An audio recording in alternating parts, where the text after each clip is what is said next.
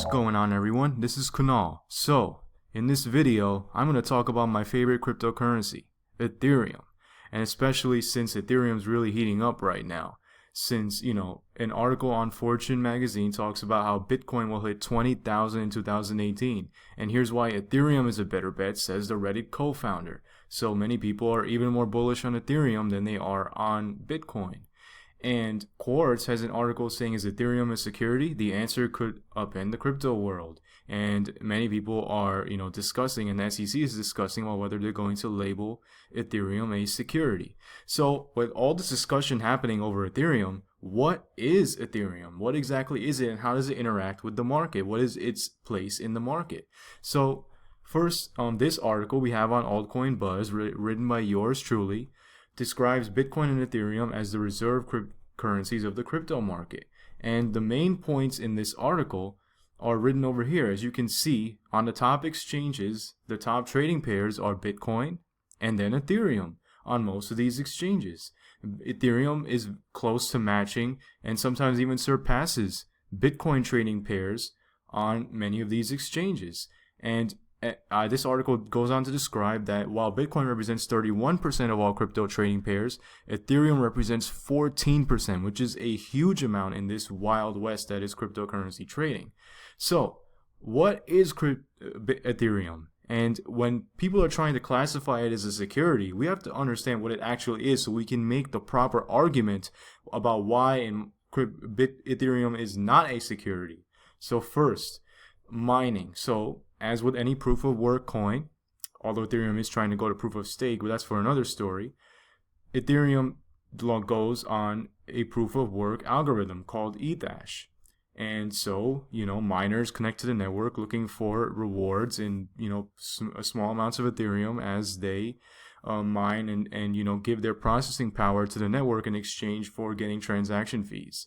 So, and the question is, just as any, proof of work and any mining system, there has to be a reward, right? So the transaction fees come from gas in Ethereum. So gas is the internal pricing for running a transaction or contract in Ethereum. So if you want to send, 1 Ethereum to, a friend, or 1 Ethereum to, an ICO or something, what you do is you pay or subtract a tiny amount of that Ethereum in gas, and that's the transaction fee that'll go to the network as you send your Ethereum across the network. So let's talk about Ethereum and how it interacts with the market. So let's pick a random altcoin, for example, that runs on the Ethereum blockchain. So let's say take B token, for example, right? So B token is an Ethereum-based token. So, as I described in my article about Bitcoin and Ethereum being the reserve currencies of the cryptocurrency market, right? So, when you look at B token, its value in Ethereum is very important because that's one of the main ways in which B token's value is measured against, right? It's measured against Ethereum, just like oil is measured against the value of the dollar, right? $50 a barrel of oil, $60 a barrel of oil. The same way B token is measured at 0.000135 of an Ethereum right now, right? So it's going Ethereum is the reserve currency here. And you can see how that varies, how Ethereum's value kind of varies and differs a little bit. And at times, diverges from it's the value of, the overall market cap or Bitcoin value in Satoshi, right? So that's how Ethereum interacts in the market. Not only is it its own, coin on the network, but it acts as a reserve currency for other coins' value to be judged against. So how Ethereum runs on smart contracts, right? Which is conditional code that executes only when, a certain condition is met. And it's very straight and very strict and, very simple to understand. So here's the point. Let's take a medical chain as an example, another Ethereum-based token. If Sally wants to send, Marge one let's say she has, a pharmaceutical bill or something. She wants to bill Marge on her pharmaceutical bill. So Sally is the doctor or the, healthcare company, and Marge is the customer, the client, and she wants to bill her in the old-fashioned way. She needs to go somewhere on a computer, pull up that information on an internal server, get access to it, then maybe, be able to send a bill and by mail to her address, and she maybe gets it in her address like 10 weeks later. I mean, obviously I'm being facetious, but she gets it a lot later, and then she sends, maybe she pays it, maybe she doesn't pay it, her bill or whatever, and then she sends it back, and then the hospital or doctor or healthcare company receives it so many times later, and it really hurts their balance sheet because you're like waiting, months on end for your money to come in if you're a company, and many things like that. So what Medical Chain could do is say, okay, we're going to create a blockchain. That blockchain is going to be a database for everyone's information. And what's going to happen, everyone's health information. And what's going to happen is, if she wants to bill her on her healthcare bills, she does a smart contract. The smart contract was done before the entire interaction. So before she went to the doctor, they both signed a smart contract, and they said, I'm going to go to the doctor. This is how much it's going to cost. I'm going to give, let's say, 0.1 Ethereum to her at the end of the service. And if the service is delivered properly, meaning on the blockchain, the let's say 10 bottles of medicine X, their ownership is transferred over to her on the bottle, and she gives the 0.1 Ethereum to her. That's how a smart contract would work, an actual application of the smart contract in the industry. So smart contracts also have further implications other than just, those kind of transactions. Let's take a look at IDEX, for example. IDEX is a decentralized exchange that runs on smart contracts, and what that means is, it's conditional code. What you hold, any of your tokens that you hold on this exchange, and those transactions that you've done and the tokens that you hold, they're done through smart contracts. So a smart contract, not a centralized, banking-like institution like centralized exchanges, holds your funds, and it's many ways safer, and a smart contract executes trading as opposed to having a centralized trading engine. So in this Etherscan is many ways you can explore smart contracts, you can explore transactions, right? So here are, transactions, token transfers, which happen in many ways using smart contracts to say, okay, I'm going to give 0.1 Ethereum and you're going to get this much tokens, and it's kind of lock set, it's locked in. That's why many of these ICOs say, we're going to lock in an Ethereum price for our ICO, because they create a smart contract saying, when you send this amount of Ethereum, you're going to get this amount of this token, right?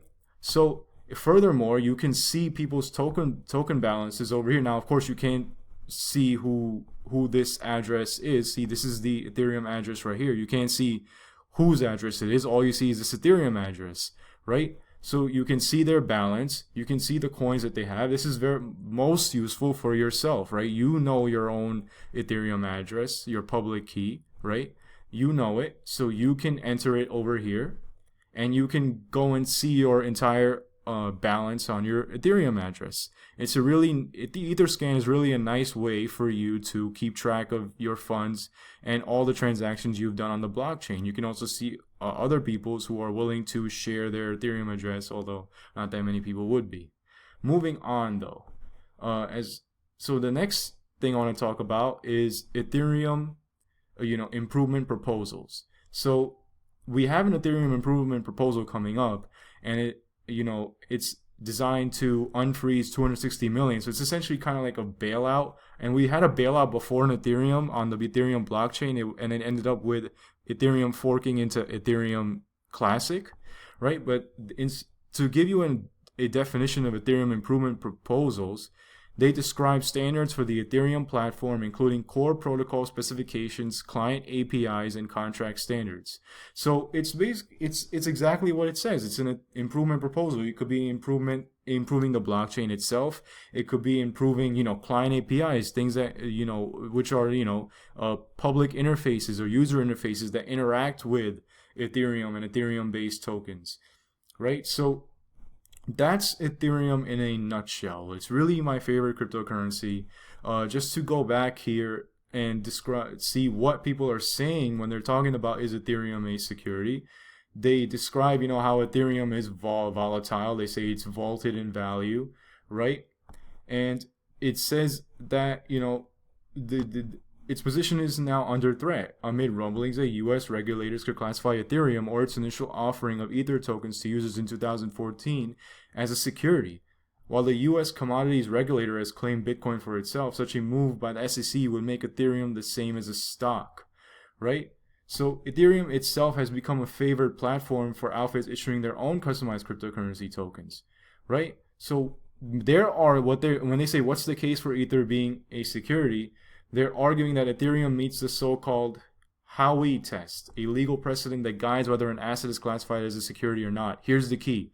The Howey test considers an instrument to be a security if it displays certain features, like whether profits depend on the actions of a third party or whether the instrument represents an investment in a common enterprise.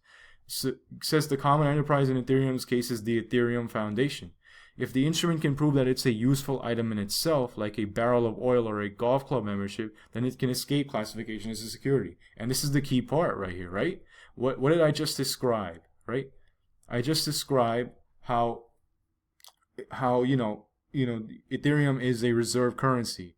And not only is it a reserve currency in the crypto market, but it's a platform token, right? So because of these features, these characteristics of Ethereum, it's not a security in my belief, because it's not something where you're just speculating on it, right? You're not just speculating on it. It has actual value. It has actual use cases beyond just people saying, I want to get rich. I want to put some money into Ethereum, hope it grows. I can actually put a tenth of an Ethereum and say, I want to, send the money in a smart contract, and I want to, get medical services or whatever. And those funds are locked, right? So that's how you can take Ethereum on whether it's a security or not. And finally, on Ethereum is a better bet than Bitcoin. Reddit co-founder Alexis Ohanian thinks that Ethereum will be the real winner. And his prediction is that, Ethereum actually has a use case. He says that Ethereum is actually being used instead of, even more so than Bitcoin. Bitcoin isn't necessarily, building its own applications, right? It doesn't have Turing complete smart contracts. So that's why he's saying Ethereum, as we move into a market, now you have to understand the investor mindset. As we're moving into a market where the tokens that actually have utility, that actually have a purpose here, are going to move forward here. They're the ones that drive the biggest news are going to be ones that are actually doing something now, right? The era of just blind speculation, we went through that in November, December, early January. The era of blind speculation. That era, people are going to be more cautious now in this second level here.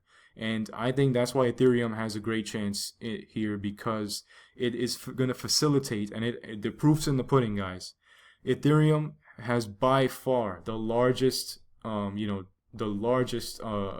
tokens, the largest number of tokens on its blockchain. I mean, if you go to coinmarketcap.com and you were to, here we go, let's take a look here. As soon as it wants to load, that's another thing here. CoinMarketCap is a centralized thing here, but yeah, you can see here if you want to, and let's see if it allows me to do that. Oh well, that's weird.